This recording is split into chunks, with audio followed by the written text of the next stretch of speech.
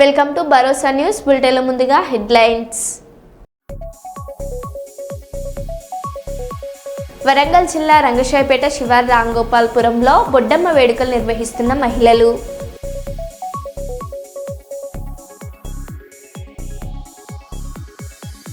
Tirumala TTD EO Anil Kumar Singhal media సమావేశం.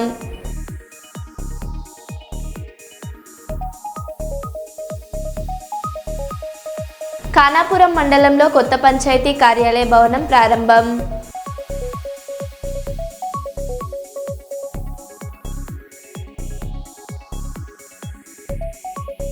కర్నూలులో విద్యుత్ ఉద్యోగాల రిలే నిరాహార దీక్ష.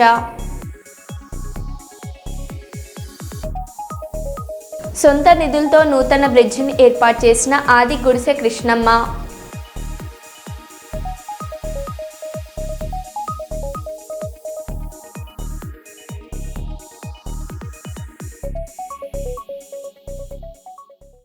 ఇక వివరాల్లోకి వెళ్తే, రాజకీయాలకు అతీతంగా రాయలసీమ పరిరక్షణ కోసం పరితపించే వ్యక్తి బైరెడ్డి రాజశేఖర్ రెడ్డి అని వేముల శ్రీధర్ రెడ్డి తెలిపారు.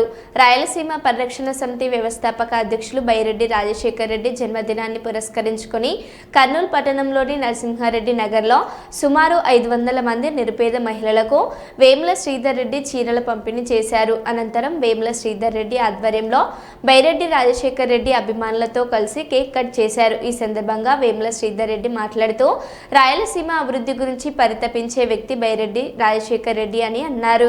రైతుల పక్షపాతి అయిన బైరెడ్డి రాజశేఖర్ రెడ్డి ఆయురారోగ్యాలతో అష్టైశ్వర్యాలతో మరెన్నో జన్మదినాలు జరుపుకోవాలని కోరారు.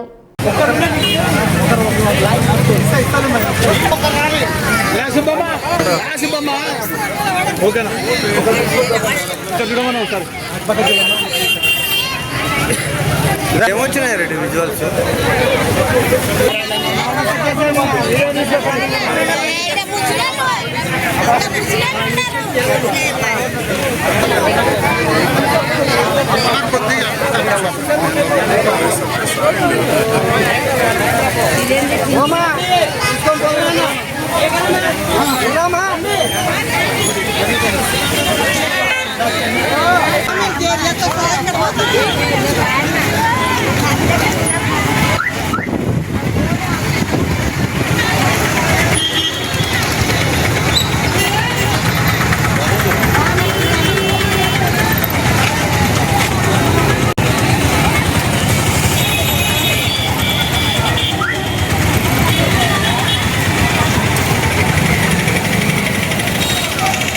సెప్టెంబర్ 19 అనగా మనకు మతుకొచ్చేది బైరెడ్డి రాజశేఖర రెడ్డి గారి పుట్టినరోజు.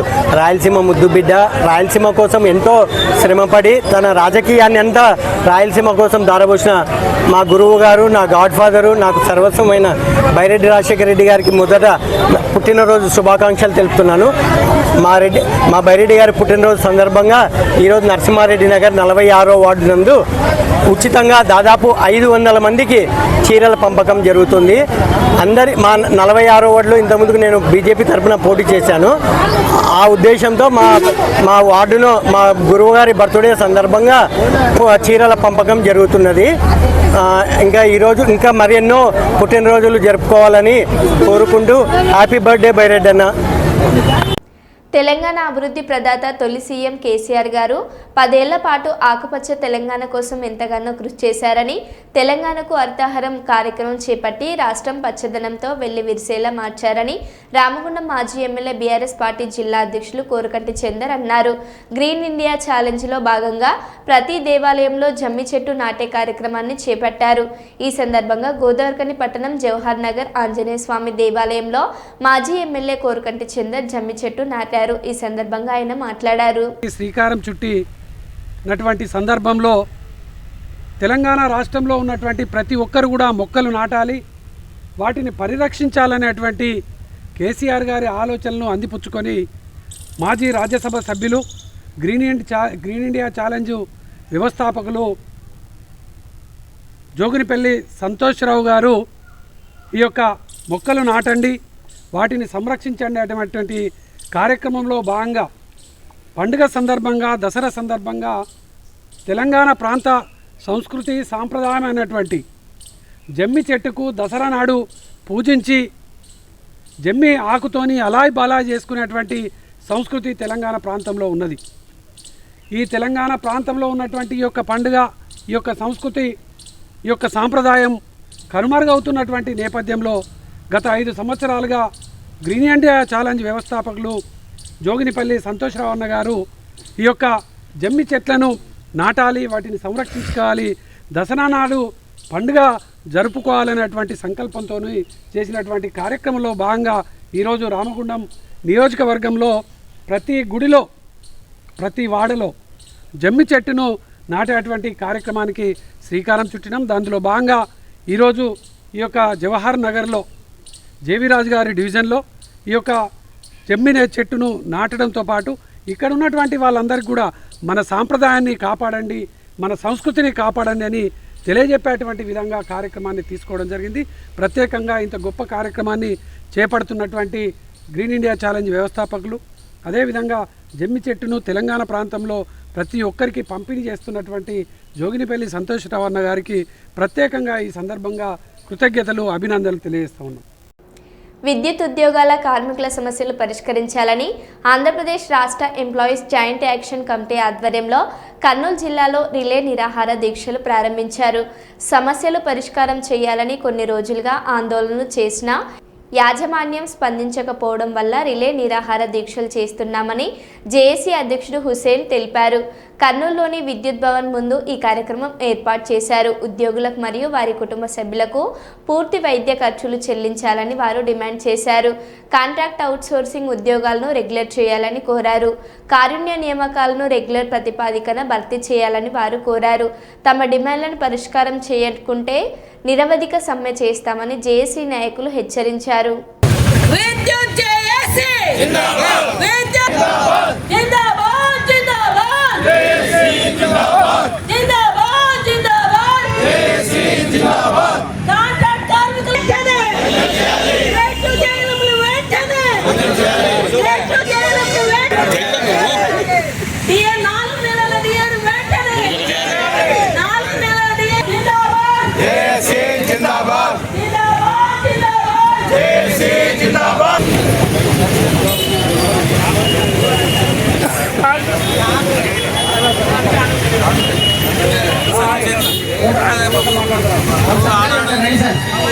గత ప్రభుత్వం ఉద్యోగుల సమస్యలు వినడానికి కూడా మరి మాతో మాట్లాడడానికి కూడా ఇష్టపడలేదు. మరి ఉద్యోగుల సమస్యలు పరిష్కరించకపోతే ప్రభుత్వాలను మార్చిన చరిత్ర రాష్ట్ర ప్రభుత్వ ఉద్యోగులకు ఉంది. మరి ఈరోజు రాష్ట్ర ప్రభుత్వం కానీ విద్యుత్ మేనేజ్మెంట్ కానీ మా సమస్యలు న్యాయమైన సమస్యలు మరి దశల వారీగా అనేక సార్లు మేనేజ్మెంట్కి ఒక మెమోరాండం సమర్పించడం జరిగినది విద్యుత్ జేఏసీ రాష్ట్ర కమిటీ. ఖచ్చితంగా ఈ సమస్యలు పరిష్కరించదగినవే. ఎందుకంటే ప్రభుత్వ పెద్దలు ఎవరైతే ఉన్నారో పాదయాత్రల సందర్భంగా ఈ రాష్ట్ర ప్రభుత్వం, మా ప్రభుత్వం వచ్చిన తర్వాత ఖచ్చితంగా కాంట్రాక్ట్ వ్యవస్థ లేకుండా చేస్తామని మీరు చెప్పిన మాటలను మాత్రమే గుర్తు చేస్తున్నాం. ఎందుకంటే 27,000 మంది కాంట్రాక్ట్ కార్మికులు ఈరోజు విద్యుత్ సంస్థల కోసం పనిచేస్తూ ఉన్నారు. వాళ్ళని రెగ్యులర్ చేయమని చెప్తున్నాం. మేము కాదు, అత్యున్నత న్యాయస్థానం సుప్రీంకోర్టు చెప్పింది దశల వారీగా వాళ్ళని రెగ్యులర్ చేసి సమాన పనికి సమాన వేతనం ఇవ్వమని అత్యున్నత న్యాయస్థానం చెప్పిన దాన్నే ఈ సందర్భంగా మేము గుర్తు చేశాం. మరి దాన్ని పెడచెవిన పెట్టింది. వారికి రావాల్సిన అరియర్స్ అమౌంట్ ఇవ్వమని చెప్పాం, దాన్ని పట్టించుకోలేదు. మరి వారు కష్టపడి పనిచేస్తున్నారు. మెడికల్ పాలసీ వాళ్ళకి మెడికల్ పాలసీ శాశ్వత ఉద్యోగులతో పాటు మెడికల్ పాలసీ అమలు చేయమని చెప్తే కూడా మరి ఈ రోజు కూడా పెడచెవిన పెట్టిన పరిస్థితి. మరి విద్యుత్ ఉద్యోగులు కారుణ్య నియామకంలో ఎంత అన్యాయం అంటే, ఒక ఉద్యోగి చనిపోతే ఇంతకుముందు మా అగ్రిమెంట్ ప్రకారం శాశ్వతం ఉద్యోగం ఇచ్చేవాళ్ళు. అంటే ఒక ఉద్యోగి చనిపోతే వాళ్ళ అబ్బాయి కానీ అమ్మాయి కానీ బీటెక్ చేసి ఉంటే జూనియర్ ఇంజనీర్ గా శాశ్వత ఉద్యోగం ఇచ్చేవాళ్ళు. ఈ రోజు ఆ పరిస్థితి లేదు. కన్సాలిడేట్ పే అని పెట్టి ఒకటి అతి తక్కువ వేతనం 15,000, 18,500 ఒక్కొక్క కంపెనీ ఒక్కొక్క విధంగా కారుణ్య నియామకాలు చేపడుతుంది. కాబట్టి దాన్ని మొత్తం అన్ని సంస్థలు ఏవైతే ఉన్నాయో, ట్రాన్స్కో, జెన్కో, 3 విద్యుత్ కంపెనీలు ఏవైతే ఉన్నాయో అన్ని కూడా మరి ఒకే విధానాన్ని తీసుకురమ్మని కోరుతా ఉన్నాం ఈ సందర్భంగా. అదే విధంగా పని భారం ఎక్కువైంది. ఈ రోజు మీకు అందరికి తెలుసు, ఒక ఉదుత్ తుఫాన్ వచ్చినా మరి ఈ రోజు వర్షాలతో అతలాకుతలమవుతున్న ఉత్తరాంధ్ర సైడ్ మరి ఈ రోజు అస్తవ్యస్తమైన విద్యుత్ సంస్థను మేము కష్టపడి విత్ ఇన్ టైంలో మరి ప్రజలకు విద్యుత్ అందించిన చరిత్రను ఈ సందర్భంగా గుర్తు చేస్తా ఉన్నాం. అంటే మా సేవలు తుఫాన్లు వచ్చినా మా సేవలు కావాలి, అటు వర్షాలు వచ్చినా మా సేవలు కావాలి, కానీ మా సమస్యలు పరిష్కారం చూపే దాంట్లో డెమాన్స్ట్రేషన్ ద్వారా నిరసన తెలిపాం. ఈ రోజు రోడ్డు మీదకి రావాల్సిన పరిస్థితి వచ్చింది. ఈ రిలే దీక్షల ద్వారా ప్రభుత్వం ఇప్పటికైనా స్పందించి మమ్మల్ని పిలిచి మాట్లాడితే, మమ్మల్ని ముందుకు వెళ్లకుండా చేయగలిగితే మేము ఖచ్చితంగా మాట్లాడడానికి సిద్ధంగా ఉన్నాం. మీరు పిలవండి, మా న్యాయమైన కోరికలు వినండి. ముందు వినడానికే ఇష్టపడకపోతే మీరు పరిష్కారం చేసేది ఎప్పుడు అని మాత్రమే ప్రశ్నిస్తా ఉన్నాం ఈ సందర్భంగా. కాబట్టి దయచేసి విద్యుత్ జేఏసీ, రాష్ట్ర జేఏసీ ఇచ్చిన పిలుపు మేరకు ప్రతి జిల్లాలో కూడా ఈరోజు ప్రతి జిల్లాలో 50 మంది విద్యుత్ ఉద్యోగులు, కార్మికులు రిలే దీక్షలో పాల్గొనడం జరిగింది. వారందరూ కూడా ఈ 52,000 మంది విద్యుత్ ఉద్యోగుల సమస్యల మీద ఈ రోజు మాకు అందరికి కూడా అండగా నిరాహార దీక్షలు ప్రారంభించడం జరిగింది.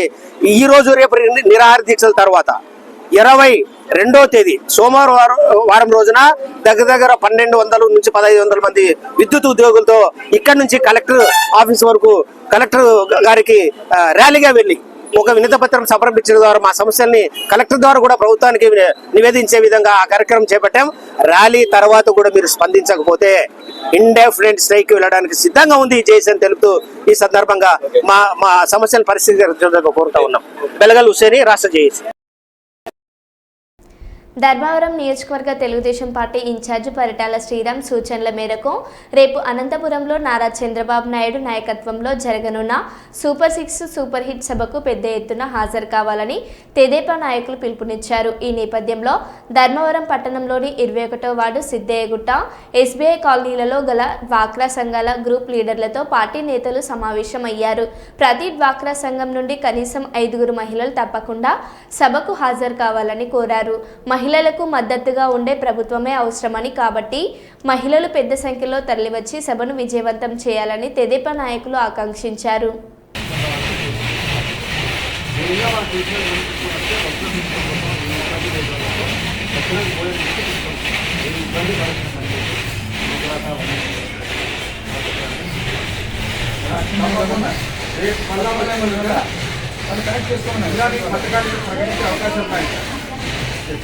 మీటింగ్ పెట్టారా?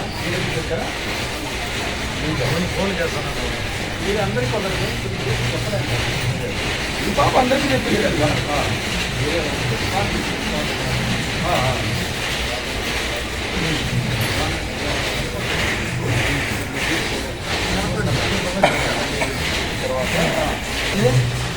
సూపర్ 6 సూపర్ 8 ఈ 15 నెలల్లో ప్రభుత్వం వచ్చిన తర్వాత మహిళలకు పెద్ద ఎత్తున చంద్రబాబు గారి నాయకత్వంలో చాలా పథకాలు ఇచ్చారు.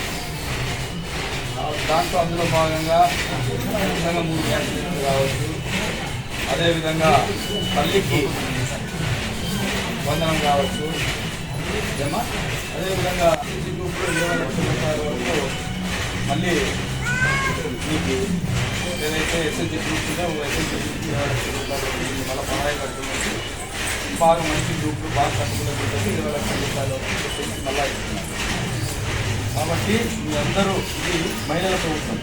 ఫస్ట్ చెప్పంటే మహిళలు పెద్ద ఎత్తున రేపు జరిగే అనంతపురంలో జరిగే సభకు మీరందరూ తప్పకుండా కాదు. ఖచ్చితంగా అన్ని గ్రూపులతో ఒక్కొక్క గ్రూపుకి ఇచ్చిన పనులు ఉండాలి. ఒక గ్రూపుకి మినిమం 300 రావాలి చెప్పండి కండిషన్. అది వాళ్ళకి చెప్పాలి. తప్పకుండా అందరూ హాజరు కాండి. మంచి ప్రభుత్వం మహిళలకు మహిళలకే వస్తుందన్నా తప్పకుండా మొబైల్ దాంట్లో ఓన్లీ మహిళలకు మాత్రమే ఒక బస్సు ఏర్పాటు చేసి పంపించాను. ఓన్లీ మహిళలే, అందరూ మహిళలు ఇస్తున్నారు. దాంట్లో అందరూ వచ్చి హ్యాండ్ కూడా అందరూ మొబైల్ చేస్తారు. 60 వారికి చేస్తాము. ఆ పక్క పూర్తి 60 మంది వస్తారు. 60 మంది పార్నియం నియోజకవర్గంలోని సల్కాపురం గ్రామం నందు 10 సంవత్సరాలు గ్రామ సర్పంచ్గా అధికారం ఇచ్చినా కూడా గ్రామ సమస్యలు ఎలాంటివి పరిష్కారం చేయలేదని, 9 కోట్ల పనులు ఎక్కడ చేశాడో తెలియని పరిస్థితి. గ్రామంలో నాణ్యత లేని సీసీ రోడ్లు, డ్రైనేజీ కాల్వలు మరియు వ్యవసాయ రహదారులకు దారి లేని పరిస్థితి ఏర్పడింది. మరియు పేద ప్రజలకు ఇళ్ల పట్టాలు ఇప్పిస్తామని తమకు సంబంధించిన వాళ్లకు మాత్రమే తప్ప ఇతరులకు ఎవరికి ఇళ్ల పట్టాలు అయింది లేదన్నారు. ఈసారి జరగబోయే ఎలక్షన్లో కూటమి అభ్యర్థులకి ఎవరికి కేటాయించినా గెలిపించుకునే 6 నెలల్లోనే అభివృద్ధి అంటే ఏంటో చూపిస్తామని సవాల్ విసిరారు. ఇప్పటి వరకు గ్రామంలో జరిగిన ప్రతి పని తెలుగుదేశం పార్టీ హయాంలోనే జరిగిందని టీడీపీ మెంబర్ మహేందర్ అన్నారు. ఈ కార్యక్రమంలో గ్రామ ప్రజలు తదితరులు పాల్గొన్నారు.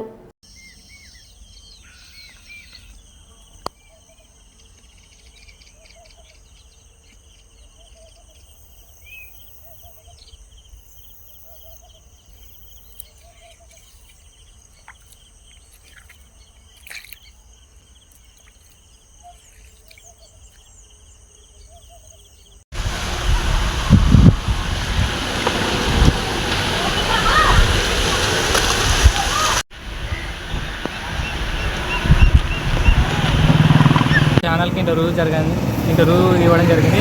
దాని సందర్భంగా మేము ఈరోజు మీడియా మిత్రుల ముందుకు రావడం జరిగింది. ఆయన ఆ ఇంటర్వ్యూలో 9 కోట్ల అభివృద్ధి జరిగిందని చెప్పినారు. ఆ 9 కోట్ల అభివృద్ధి ఎక్కడ జరిగిందో మాకైతే అర్థం కావడం లేదు. ఆయన చేసిన అభివృద్ధి ఆయన స్వలాభాల కోసం నాణ్యత లేని సిమెంట్ రోడ్లు అయితేనేమి, వాటర్ సప్లై అయితేనేమి, డ్రైనేజ్ సల్కాపురంలో డ్రైనేజ్ వ్యవస్థ అంత హీనంగా ఈ కల్లూరు మండలంలోనే ఎక్కడ లేరు. 10 ఏళ్ళు ఆయనకు అవకాశం ఇచ్చారు, గొప్ప అవకాశం. కానీ ఆయన డ్రైనేజ్ వ్యవస్థ కానీ, వ్యవసాయ రహదారులు కానీ, ఇవాళ గ్రామ పంచాయతీ కార్యాలయం కట్టినారు ఆయన హయాంలోనే. 5 ఏళ్ళు కాకముందుకే అవి భవనంలో బండలు కుంగడం కానీ అనేక లోపాలు కార్యక్రమాలు ఉన్నాయి. విలేజ్ క్లినిక్లో ఇప్పటికీ అండ్ స్టిల్ నౌ పవర్ లేదు. మనం పోయినా కానీ ఆ విషయం బయటపడుతుంది. అదే ఆయన 10 ఏళ్ళు సర్పంచ్గా, 5 ఏళ్ళు ఎంపీగా ప్రజలు గొప్ప అవకాశం ఇస్తే కానీ ఆయన ఏ ఒక్కటి ప్రజలకు ఉపయోగపడి ఏ ఒక్కటి చేయలేదు. ఆయన చెప్పే మాటలు ప్రజలు నమ్ముతారు అని భ్రమల్లో బతున్నాడే తప్ప వేరే విషయం లేదు. ఇవాళ నేను ఎందుకు మీడియా ముందుకు వచ్చినానంటే, చెప్పిన పద్యాన్ని పదే చెప్తే ప్రజలు నిజాలు అనుకుంటారు. మనం కూడా తెలిసిన వ్యక్తులం, మనం కూడా ముందుకు రాకపోతే ఇది ప్రజలకి తప్పుడు సంకేతాలు పోతావనే ఉద్దేశంతో ఈరోజు మీడియా ముందుకు రావడం జరిగింది. అంతేకాదు ఆయన మూడో అవకాశం ఇవ్వండి, నేను కమ్యూనిటీ హాల్ కడతా, 2 సెంట్ల స్థలం ఇస్తా, క్రికెట్ గ్రౌండ్ కట్టిస్తా, అనేక కొంతమ్మ కోరికలు హామీలు ఇస్తూ ఉన్నాడు. నేను ప్రజలకి వినవించుకుంటున్నా. నేను మన ఉన్నది మీద చేసుకొని చెప్తున్నాను. ఆయన గొప్ప అవకాశం ఈ కర్నూలు జిల్లాలోనే ఎవ్వరికి వెళ్ళా. కానీ సల్కాపురం ప్రజలు ఆయనకు అవకాశం ఇస్తే ఆయన చేసింది ఏమీ లేదు. ఆయన మాటలను నమ్మొద్దండి.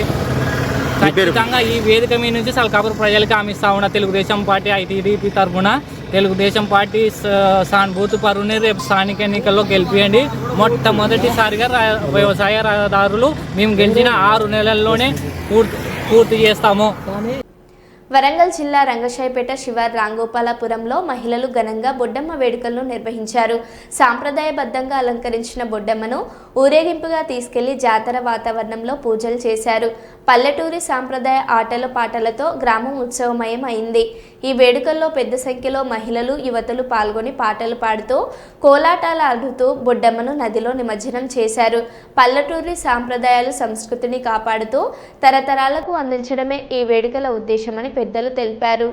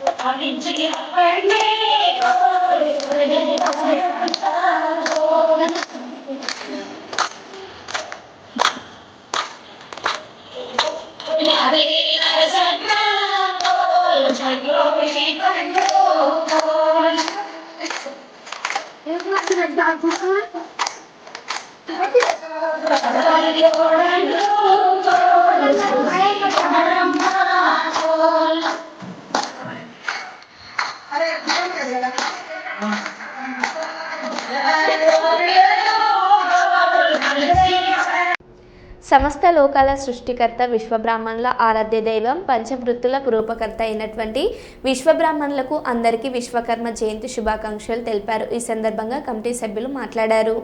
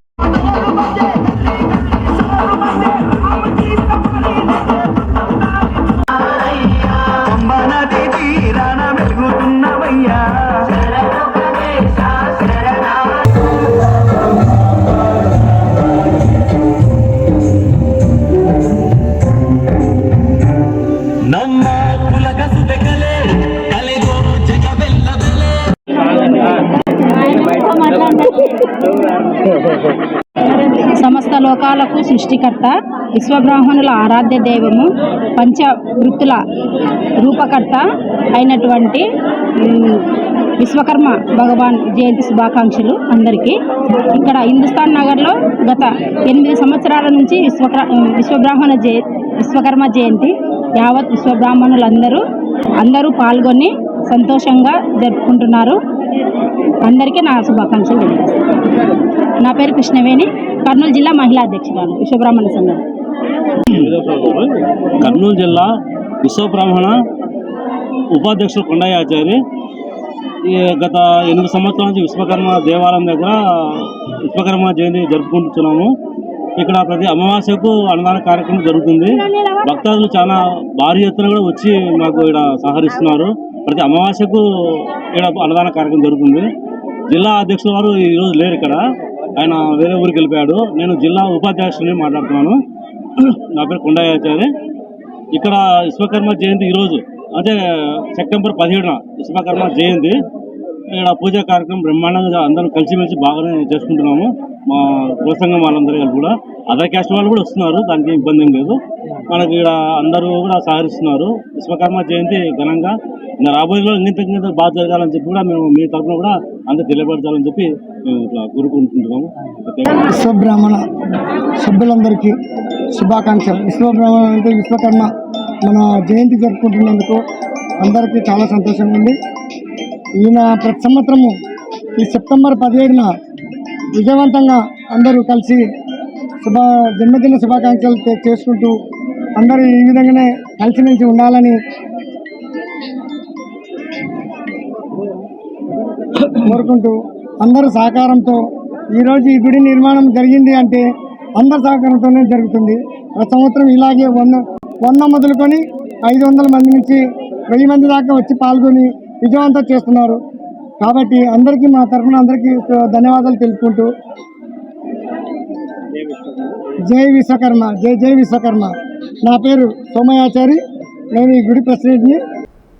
బీఆర్ఎస్ పార్టీ కార్యనిర్వాహక అధ్యక్షులు కేటీఆర్ గారి పిలుపు మేరకు గత 15 రోజుల నుండి పైలట్ ప్రాజెక్ట్ కింద చెన్నూరు నియోజకవర్గంలో ప్రారంభమైన అప్పుడే బాగుండేది మా గ్రామం నుండే పోరాటం అనే కార్యక్రమం ద్వారా చెన్నూరు నియోజకవర్గ ప్రజల నుండి స్వయంగా 40,000 ఫిర్యాదులు స్వీకరించి నేడు వేలాది కార్యకర్తలతో మంచిర్యాల జిల్లా కలెక్టర్ సముదాయంలో కలెక్టర్ గారికి ఫిర్యాదులను అందజేసిన చెన్నూరు మాజీ శాసనసభ్యులు మాజీ పార్లమెంట్ సభ్యులు మంచిర్యాల జిల్లా బీఆర్ఎస్ అధ్యక్షులు డాక్టర్ బాల్క సుమనన్న. తెలంగాణ విద్యార్థుల వీరులకు జై తెలంగాణ, జై తెలంగాణ, కేసీఆర్ గారి నాయకత్వం, కేటీఆర్ గారి నాయకత్వం. కొంతమంది ఇచ్చినటువంటి అన్ని హామీలు అమలు చేయాలని చెప్పి మా బీఆర్ఎస్ పార్టీ శ్రేణులతో 15 రోజుల పాటు చెన్నూరు అసెంబ్లీ నియోజకవర్గంలో ఒక ప్రోగ్రాం తీసుకున్నాం.